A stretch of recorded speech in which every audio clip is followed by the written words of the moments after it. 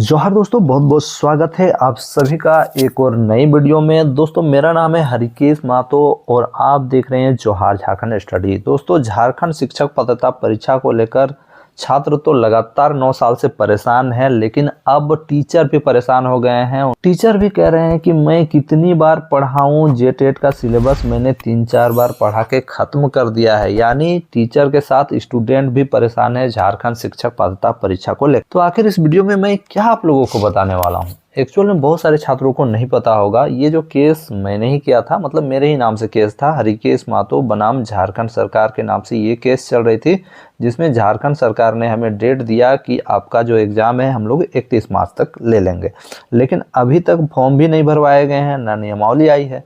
इसलिए छात्र बहुत ज़्यादा परेशान हैं, क्योंकि भाई अभी तक नियमावली नहीं आई है, मार्च में एग्ज़ाम होना है।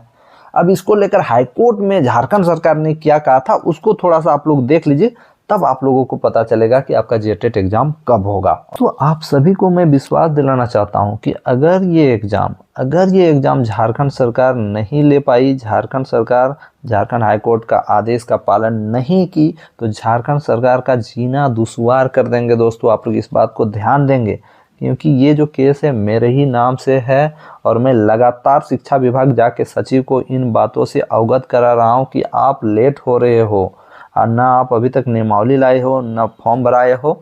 तो मैं लगातार शिक्षा विभाग जाके दबाव बना रहा हूँ। आप लोग हमारे साथ जुड़े रहें और वीडियो को अधिक से अधिक लोगों तक अवश्य पहुँचाएँ। और यहाँ बहुत सारे छात्रों का मानना भी है कि अवमानना केस कब लगाना है। बहुत सारे छात्र कह रहे हैं कि अभी ही लगा दीजिए सर अवमानना, तब झारखंड सरकार डरेगी। अरे भाई, अवमानना का भी रूल होता है कि झारखंड हाईकोर्ट ने कोई ऑर्डर दिया है तो उस ऑर्डर को में कब अवमानना लग सकती है उसका भी कुछ नियम कानून है, उसके अनुसार होता है। एक छात्र ने ये भी कमेंट किया था कि सर जेटेट में बैठने के लिए क्या आयु होनी चाहिए। आप डीएलएड के लिए मैक्सिमम एज होती है 18 साल, 18 साल या 18 साल से एबोव, लेकिन जेटेट में बैठने के लिए समझ लो आप डीएलएड में 18 साल में बैठोगे तो जेटेट के लिए भी मान के चलो कि 18 से ऊपर रहना चाहिए, अनलिमिटेड, जब तक आप जेटेट या टेट परीक्षा दे सकते हो। ठीक है, तो यही बात है, टेट परीक्षा के लिए कोई एज लिमिट नहीं है, बशर्ते आप डीएलएड या बीएड करते हो तो उसके लिए 18 प्लस या 18 होना ज़रूरी है। तो आप मान के चलो कि 18 से एबोव आपका होना चाहिए, तभी आप जेटेट परीक्षा में बैठ सकते हो या जेटेट परीक्षा के लिए एलिजिबल कहलाओगे। ठीक है, आपका प्रॉब्लम खत्म हो गया। अब देखिए, झारखंड हाईकोर्ट में जब हमारा केस चल रहा था तो उसमें सचिव ने क्या कहा था। सचिव को सशरीर वहां उपस्थित होने के लिए कहा गया था। तब उन्होंने कहा था सचिव ने कि झारखंड राज्य में 6 महीने के भीतर जेटेट परीक्षा वो करवा सकते हैं। उन्होंने ये भी कहा कि जेटेट परीक्षा का आयोजन झारखंड एकेडमिक काउंसिल जेक के द्वारा करवाई जाती है, लेकिन मैट्रिक और इंटर की परीक्षाएं 17/2/2026 से पहले खत्म होनी है और इन परीक्षाओं की तैयारी प्रक्रिया जेक को नवंबर 2025 से ही शुरू करनी होगी। यानी जेक अभी नवंबर दिसंबर चल रहा है, तो जेक अभी पूरी तरह से बिजी है, मैट्रिक और इंटर का एग्ज़ाम लेने के चक्कर में पूरी तरह से फंसा हुआ है। इसी वजह से इस अवधि में नवंबर से फरवरी के बीच में जेटेट परीक्षा का आयोजन करवाना संभव नहीं है। सचिव का कहना है कि 10 मार्च 2026 के बाद ही जेटेट का परीक्षा का आयोजन हम लोग करवा सकते हैं। उसके बाद अदालत ने इन बातों का ध्यान रखते हुए राज्य सरकार को निर्देश दिया कि 31 मार्च तक जेटेट परीक्षा का आयोजन अवश्य करवाया जाए। ठीक है, अब यहाँ पर झारखंड सरकार को ऑर्डर दिया गया है, अब यहाँ पर झारखंड सरकार को ऑर्डर ये मिला है कि आपको एनी हाउ 31 मार्च से पहले आपको जेटेट का आयोजन करवाना है। अब अवमानना हम लोग कब लगा सकते हैं, कंटेम्प्ट ऑफ कोर्ट कब कर सकते हैं, जब जो इन्होंने डेट दिया है 31 मार्च जो डेट दिया है, अगर 31 मार्च तक ये जेटेट का आयोजन नहीं करवा पाएंगे तब हम लोग 1 अप्रैल को अवमानना याचिका लगा सकते हैं। सबका रूल होता है। एक छात्र ने कमेंट कर दिया कि अवमानना याचिका जल्द से जल्द लगा दीजिए, तब जेटेट का आयोजन होगा। ऐसा नहीं होता है। जो डेट दिया गया है, ठीक है, जो डेट दिया गया है झारखंड सरकार की तरफ से, उस डेट पे अगर वो जेटेट आयोजन करवाने में सक्षम नहीं होता है तब अवमानना याचिका लगती है पिटिशनर के द्वारा। यानी पिटिशनर अपना जो है अवमानना याचिका लगा सकता है।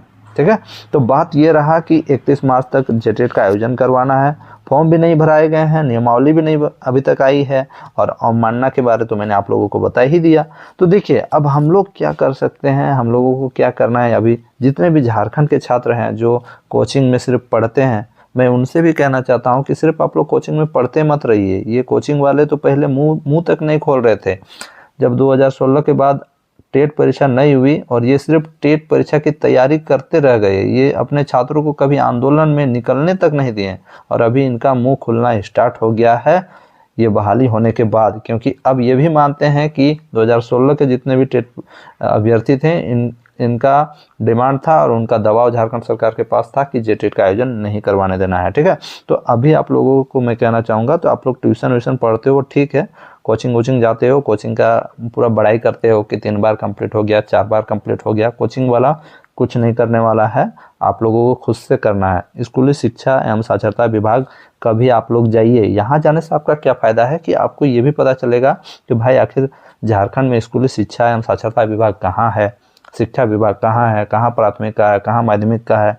यहाँ पर आप लोग जाइए और यहाँ पर आवेदन दीजिए कि आप जेटेट के आयोजन के लिए अभी तक कुछ नहीं कर रहे हैं, ना नियमावली आई है ना कुछ आई है। यहाँ जाने से आपका ज्ञान भी बढ़ेगा और आपको बहुत सारे नॉलेज भी प्राप्त होंगे। तो आप लोगों को जितने भी छात्र कोचिंग इंस्टीट्यूट में पढ़ रहे हैं अच्छा से पढ़िए, लेकिन आप लोग ये सब में भी जाया कीजिए। रांची से ज़्यादा दूर नहीं है, 12-13 किलोमीटर होगा यहाँ से, आप लोग अवश्य जाएँ। ठीक है, तो मैं आपसे अंतिम में यही कहना चाहूँगा कि देखिए स्कूली शिक्षा एवं साक्षरता विभाग अभी हम लोग लगातार जा रहे हैं और बहुत जल्द फिर से जा रहे हैं, और झारखंड सरकार पे हम लोग दबाव बनाते रहेंगे कि नियमावली जल्द से जल्द लाएं। आप बहुत लेट कर रहे हो, ना नियमावली आई है ना फॉर्म भरवाए गए, इसलिए छात्र बहुत परेशान हैं। छात्र अभी भी बहुत सारे छात्र मानते हैं कि जेटेट का एग्ज़ाम नहीं होगा, और वो नीचे कमेंट भी कर देते हैं कि मैं लिख के दे रहा हूँ कि जेटेट का एग्ज़ाम नहीं होने वाला है 2028 तक। ऐसा भी कमेंट करते हैं दोस्तों।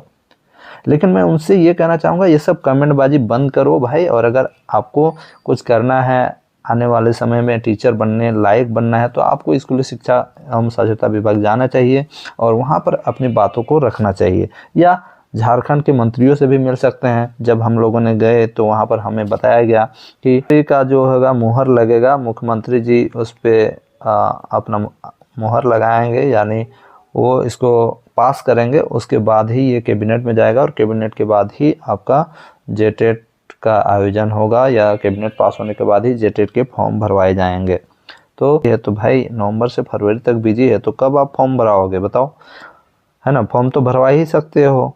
तो झारखंड सरकार के ऊपर दबाव डालना है, झारखंड शिक्षा विभाग के ऊपर दबाव लगाना है, और मैं इस बार जाने वाला हूँ फिर से बहुत जल्द शिक्षा विभाग आप लोगों के लिए और पूरे झारखंड के छात्रों के लिए मैं शिक्षा विभाग जा रहा हूँ। और इस बार सिर्फ और सिर्फ कंटेम्प्ट का बात होगा कि कंटेम्प्ट हम लोग करने वाले हैं। जल्दी से जल्दी आप लोग टेट परीक्षा लीजिए और अपना तैयारी करें, और हो सके तो आप लोग शिक्षा विभाग भी जाएं, और हम लोग कंटेम्प्ट का बात करने के लिए फिर से शिक्षा विभाग जाएंगे। शिक्षा विभाग में बताएंगे कि हम लोग कंटेम्प्ट करने वाले हैं, आप लोग जल्द से जल्द जेटेट का नोटिफिकेशन निकालो, फॉर्म भराओ, जो भी त्रुटि है उसको ख़त्म करो, नहीं तो फिर कंटेम्प्ट लगेगा। आप लोग 30 मार्च तक आपको जो ऑर्डर मिला है उसको याद करवाएंगे, बार बार उनको याद दिलाएंगे कि आप लोगों को फिर से झारखंड हाईकोर्ट जाना पड़ेगा। इसलिए आप लोग 30 मार्च तक एनी हाउ जेटेट का आयोजन करवाएं।